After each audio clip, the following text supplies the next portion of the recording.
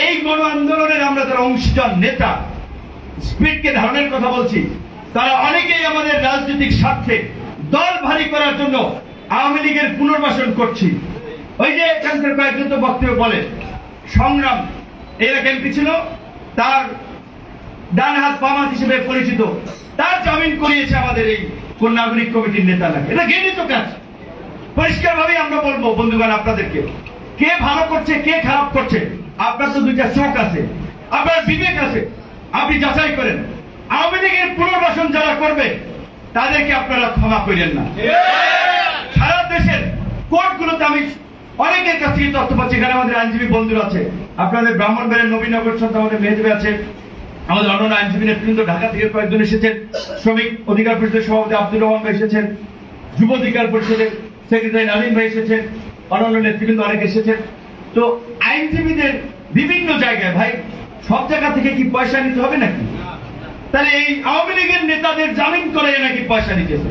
আওয়ামী লীগের নেতাদের জন্য নাকি আমাদের বিরোধী পক্ষের নেতৃবৃন্দ আইনজীবী নাকি তদবির করছে? এই আইনজীবীদেরকে আপনাদের প্রত্যাখ্যান করা উচিত, তাদের বিরুদ্ধে আপনাদের ঘৃণা প্রকাশ করা উচিত, এবং যারা এই ঘৃণিত কাজগুলো করবে তাদের কোনো ক্ষমা নেই। আগামীতে পরিষ্কার ভাবে বলছি, এখন পর্যন্ত আমরা কোনো রাজনৈতিক জোট করি নাই। নির্বাচন হবে, গণ অধিকার পরিষদ এককভাবে ট্রাক প্রতীকে সারা দেশে নির্বাচনে অংশ নেবে, এবং জাতীয় নির্বাচনের আগে যেহেতু স্থানীয় নির্বাচন এখন সব এই বিতর্কিত নির্বাচন হওয়ার কারণে প্রতিনিধিদেরকে সরিয়ে দিয়েছে, এখন সরকার আইন শৃঙ্খলা পরিস্থিতি বা এই নৈরাজ্যের পেছনে আরো একটা দায়ী এই স্থানীয় সরকারের জনপ্রতিনিধি না থাকা। সেজন্য আমরা সরকারের প্রতি দাবি জানিয়েছি জাতীয় নির্বাচনের আগে যেন স্থানীয় নির্বাচনগুলো হয়, কারণ স্থানীয় নির্বাচন হলে উপজেলা চেয়ারম্যান, পৌরসভার মেয়র, জেলা পরিষদ চেয়ারম্যান, কাউন্সিলর, ইউনিয়ন পরিষদের চেয়ারম্যানরা সরকারকে সহযোগিতা করতে পারবে।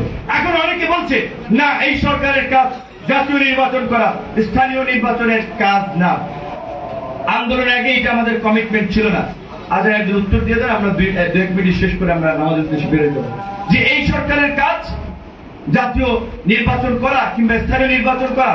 আন্দোলনের আগে যেটা লেখা ছিল, এই সরকারের কাজ ফাঁসিবাদী রাষ্ট্র কাঠামোর পরিবর্তন, ফ্যাসিবাদী রাষ্ট্র কাঠামোর বিলোপ এবং নতুন রাজনৈতিক বন্দোবস্ত।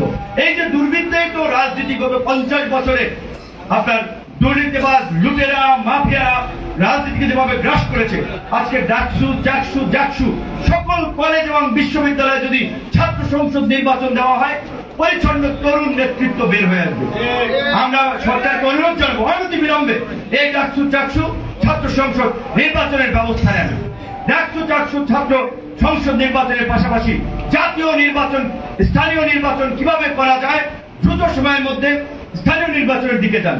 এই দুইটা কাজের পরে জাতীয় নির্বাচন হবে। ইতিহাসের সবচেয়ে সেরা স্থানীয় নির্বাচন হবে যদি এই সরকার স্থানীয় নির্বাচন করতে পারে। দলীয় সরকার আমলে এই 50 বছরে যত স্থানীয় নির্বাচন হয়েছে সব দলের দ্বারা কেন্দ্র দখল হয়েছে, ভোট পিটাইয়া নিয়েছে, ঢিল পিটাইছে, বিপরীত প্রার্থীকে প্রতিদ্বন্দ্বীকে মাথা ফাটিয়েছে, হামলা করেছে। কাজেই আপনাদেরকে অনুরোধ জানাবো, জনমত গঠন করুন, সকল দলের সাথে আলাপ করুন। গণ অধিকার পরিষদের নেতৃবৃন্দকে বলবো ব্রাহ্মণবাড়িয়ার অন্যান্য দলের সাথেও বসে আলাপ আলোচনা করুন। সব দল যেন স্থানীয় নির্বাচনের প্রশ্নে একমত হয়। জাতীয় নির্বাচনের আগে ছাত্র সংসদের মধ্যে দিয়ে তরুণ নেতৃত্ব বের করে আনার জন্য ছাত্র সংসদ নির্বাচন হবে, স্থানীয় নির্বাচন হবে, তারপরে জাতীয় নির্বাচন। সবাই ভালো থাকবেন, সুস্থ থাকবেন। আল্লাহ হাফেজ।